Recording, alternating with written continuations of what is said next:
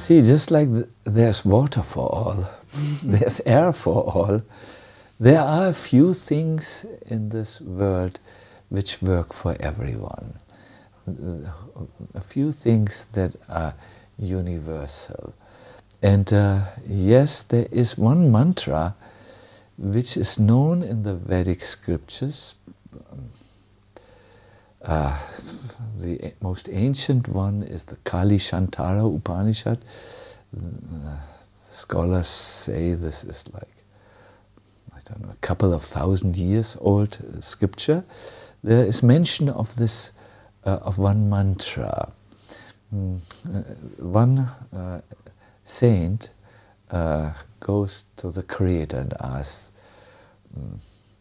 Brahma, the Creator God, people in Kali Yuga will suffer so much from confusion and so on. What should they do to cross over the troubles of this age? And Brahma's answer is immediate. They should chant the names of the original person, the Adipurusha. So the saint who asked this says, yeah, what names in particular? There's so many names of the let's be specific. of the original person. And then Brahma quotes the Mahamantra, which is well known. It's Hare Krishna, etc. By chanting these 16 words, people who are overwhelmed by the troubles of this Kali age will safely cross beyond all difficulties. And then the saint says, but are there any rules how to meditate on this? And Brahma says, amazingly, there are no rules. You just chant it regularly. And so, therefore, this Mahamantra, which is different from the many, many, many other mantras, has been recommended for all types of, let us say, levels of consciousness. It has become, you see it always in the entertainment industry. People chant. I know Stevie Wonder, the blind artist with his beautiful music, one day invited a group of monks in his studio to chant it in the background. You see it everywhere, and that is the mantra which I mostly chant myself. I chant many other mantras. I have. Of course, we all know, and our viewers know, there's Om and there's Gayatri mantra, which is so much, it's there on YouTube. This Gayatri mantra is very. I chant many other mantras, like these two which you mentioned. But for my spiritual practice, I have seen the greatest efficiency with this Mahamantra. I guess because there are not so many conditions attached to it in order to like, for example, in Gayatri mantra, so many rules. You have to do it at the specific times of the day. Also, the Om, when you want to chant it, you need to produce the sound. It needs to come from really deep within you and then transform and so on until you finally let the Om rise from the deeper areas into your brain. It's very powerful. I do chant it regularly. But this is, there are not so many conditions attached to do it. Except it helps a lot if you absorb your consciousness, really. Listen to it. Listen to it and let it enter and let it soak your being, so to say. Then it really works. How do you do that? Do you like sing it? Do you have beats? Do you just say it? Both. You can say it in a meditative, soft way, and you can sing it out loud. When you sing it out loud with a group, then you have this phenomena of kirtan, where many artists like Krishna Das, they sing it like this, and it has amazing effects. And I would like to encourage all our viewers, if you ever see that there are either live mantra concerts where you live, or you can download very good kirtans from the internet. I especially like to recommend this one page where there's really perfect recording, the Radhadesh Mellows. There you find many nice kirtans, and you can sing them along, you can have them in your cars. You know, many people have kirtans while they drive here and there. When you cook, you're most probably in a better consciousness when you prepare the preparations and less stressed when you sing kirtans. This will affect your cooking and all. So what are, you were saying that this Maha mantra, Maha, like I know from Sanskrit it means like big mantra, like really powerful one. What are the benefits? What can we expect if we chant like really focused this mantra? Yeah, the first benefit you have, you really feel, is that your consciousness is lifted to another dimension. It's such a difference before the kirtan and after the kirtan. The analogy which is given is that of a mirror. Before the kirtan practice, the mirror is covered with so many impressions, you know, our minds. But when we go into the kirtan, it clears the mirror of the mind from all these disturbing impressions, and you have clarity and vision. The next thing is you can actually expect that you will become free from miseries in your own mind, where there's a repeated negative thought pattern that gives you trouble, like grief, for instance, or stress, or you have anxiety due to relationships which don't work so well. So it makes you free from inner miseries, and then also from outer miseries. Wow, it's really good. Then there's another effect which every mantra chanter or kirtan chanter can feel. It opens your, what we could call, your intuitive knowledge. You know, once again, this is a voice which never errs. It's different from the mind. It's deeper, it's more clear, it's more direct, and it gives you this type of knowledge. And in this way, the tradition speaks of a minimum of 7 benefits, but I think that's good for starting. You know, it gives you the clarity, it helps you to come out of your mental loop, you know, this repetitive, harmful thought patterns. And finally, it gives you intuitive knowledge, where you can actually even go so far as to see the divine presence in your life. You see it very clearly, and you seem to receive instructions or inspirations from that source. Thank you so much. I mean, you inspired me to chant it more. I chant Maha Mantra, but after this podcast, I definitely will chant it more.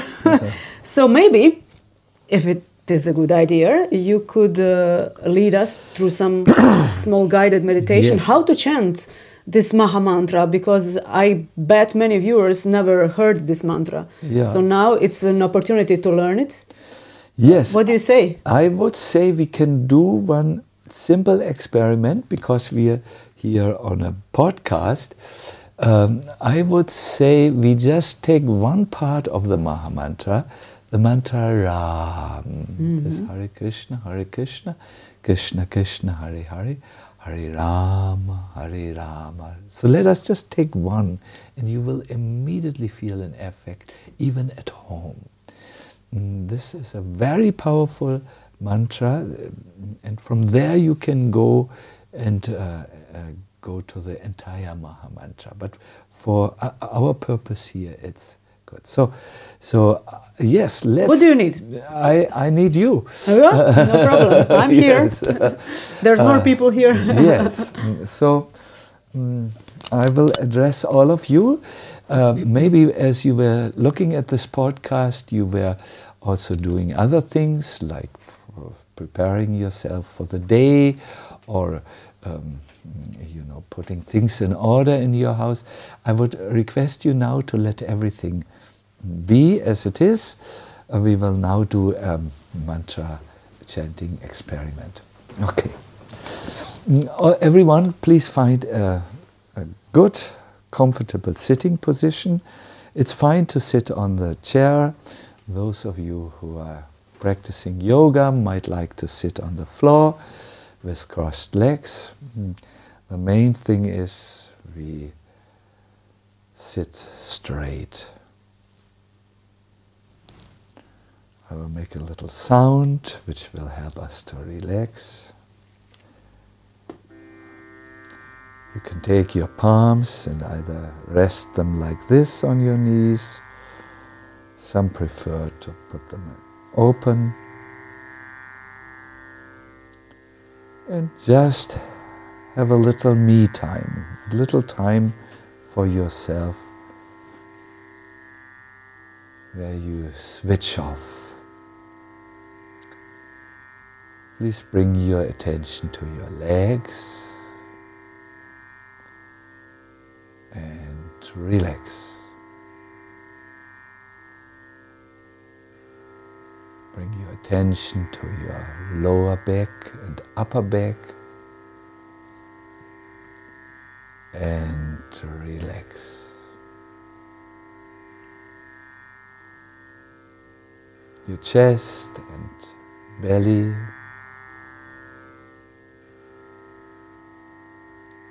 Relax. The two shoulders, where you carry a lot of weight, and the arms and hands. Relax. Your face, with the many muscles which you use to smile or communicate. Relax that face also. Appreciate how you are now totally relaxed. From top to your feet, you are relaxed.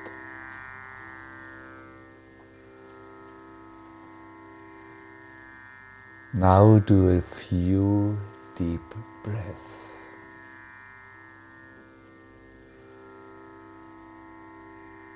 Be with your in-going breath and be attentive to your outgoing breath.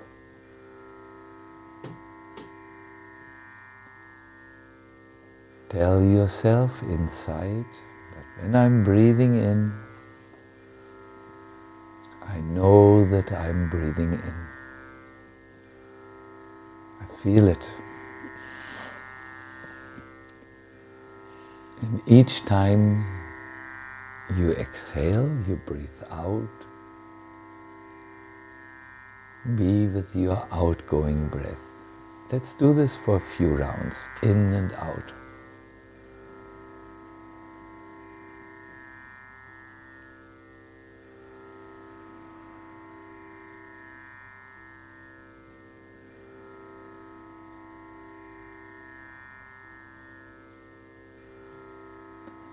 Now, whenever you breathe in,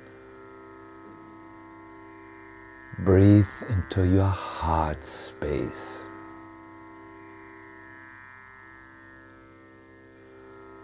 And when you breathe out, relax a little bit more.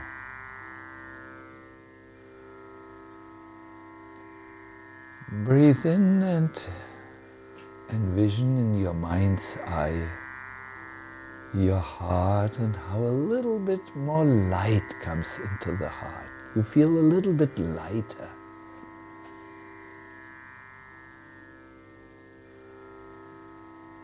And then breathe out and relax even more.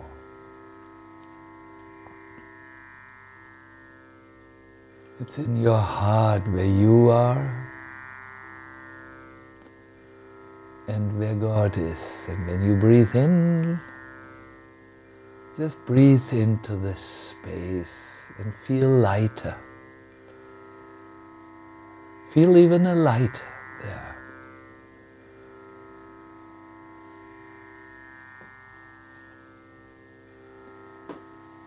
And now, as we breathe in and out into the heart space,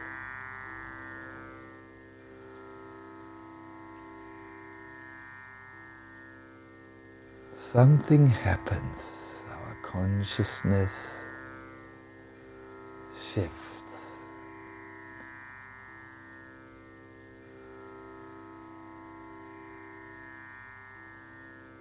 To end this meditation, I request you to chant after me the mantra Ram. I will one time do it alone so that you get an idea of it, and then we will do it 3 times together.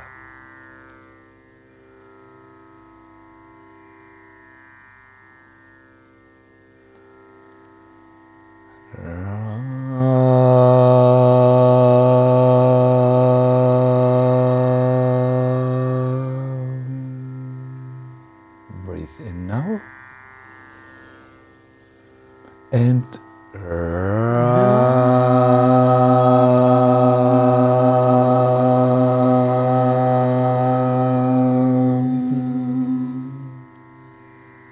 deep inhale.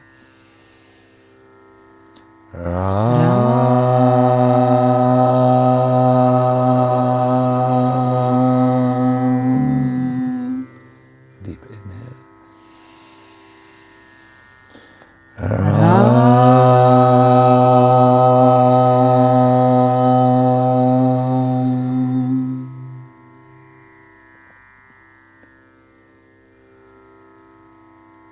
Let us just sit a little, just be for a while. I will give you a sign when to return back to room awareness.